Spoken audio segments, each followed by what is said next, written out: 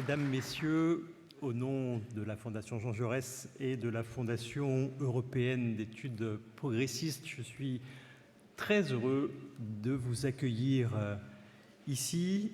Vous êtes incroyablement nombreux. Vous allez être plus nombreux encore puisque je vois qu'il y en a qui sont en train d'arriver. Vous avez été 3200 à vous inscrire à cette conférence débat.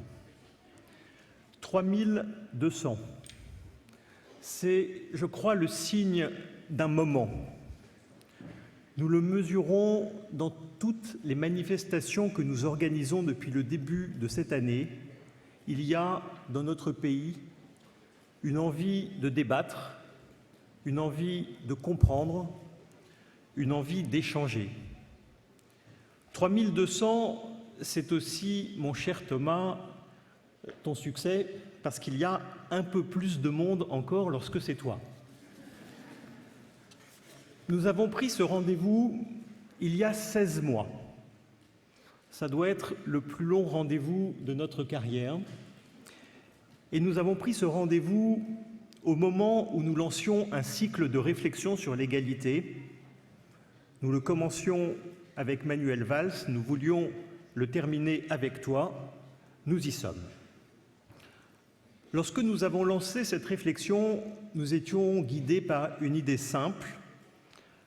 Nous étions préoccupés par cette évolution du débat public qui voyait déjà le débat sur l'identité prospérer et le débat sur l'égalité relégué. Depuis lors, c'est peu de dire que cette préoccupation s'est renforcée, mais au-delà, le débat sur l'égalité lui-même a évolué. Je ne ferai pas la synthèse de tout ce que nous avons organisé et produit depuis novembre 2014. Cela excède et mon temps et mon talent, mais vous avez tout accessible sur le site pour ceux qui souhaitent approfondir. Je voudrais simplement évoquer de manière impressionniste 3 éléments pour lancer notre discussion. Le premier élément, c'est les études qui ont été publiées récemment et qui montrent que, quel que soit le point de comparaison dans le temps ou dans l'espace, ce qui caractérise notre pays est moins la progression des inégalités de revenus que la progression des inégalités de ce que l'on pourrait appeler les inégalités d'accès au savoir, d'accès au logement, d'accès à l'emploi, d'accès aux services publics, et que ces inégalités-là se nourrissent les unes les autres. Deuxième élément, les enquêtes d'opinion que nous avons lancées ont confirmé ce que l'on sait depuis longtemps, c'est-à-dire qu'il y a toujours, dans notre pays, plus qu'ailleurs, le sentiment que les inégalités sont trop importantes et, comme avant, le sentiment que les inégalités progressent. Mais ces études ont aussi montré, et c'est nouveau, qu'il y a une progression importante de la crainte et du refus de l'assistanat et parallèlement un recul de l'idée de solidarité. Elles ont montré aussi, et ce n'est pas moins important, que notre conception de la justice elle-même était en pleine évolution, moins marquée par la redistribution, plus attachée qu'avant à l'égalité des chances. Enfin, dernier élément, les conférences précédentes, celle avec Manuel Valls où il a plaidé pour que, au-delà de la nécessaire redistribution, nous portions davantage l'accent sur ce que, dans la foulée de Jacob Hackett, il a appelé la prédistribution, c'est-à-dire sur tout ce qui permet en amont d'agir pour que les inégalités ne se forment pas.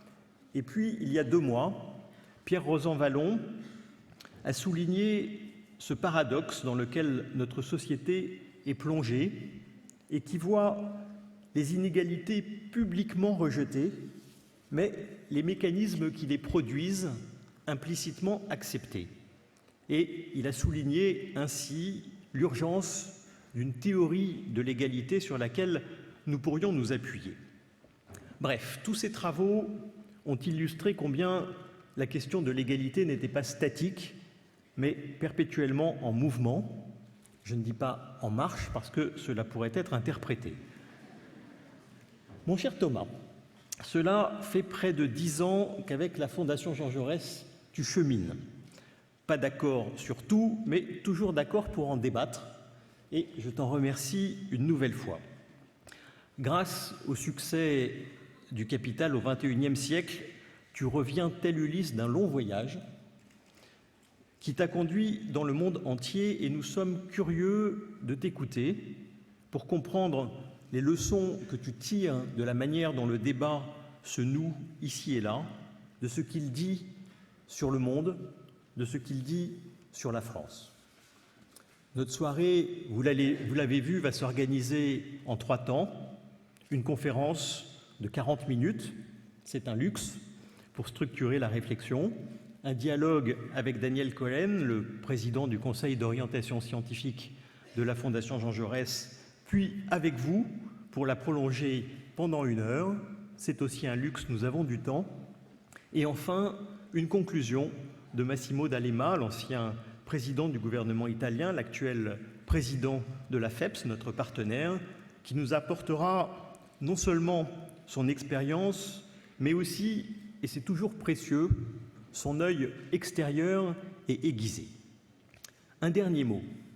La période dans laquelle nous vivons est exigeante, chacun le ressent profondément. Jamais nous n'avons vécu des mutations d'une telle ampleur, d'une telle rapidité. Jamais, sans doute, n'avons-nous ressenti une telle gravité. Dans cette période qui requiert du courage, je termine par là où j'avais commencé avec Pierre Rosanvallon il y a 2 mois, la célèbre formule de Kant dans Qu'est-ce que les Lumières ? L'officier dit « ne raisonnez pas, obéissez ». Le financier dit « ne raisonnez pas, payez ». Le prêtre dit « ne raisonnez pas, croyez ». Et moi je dis « ayez le courage de vous servir de votre propre entendement ». Voilà ce que, avec toi, nous devons faire, avoir le courage de penser.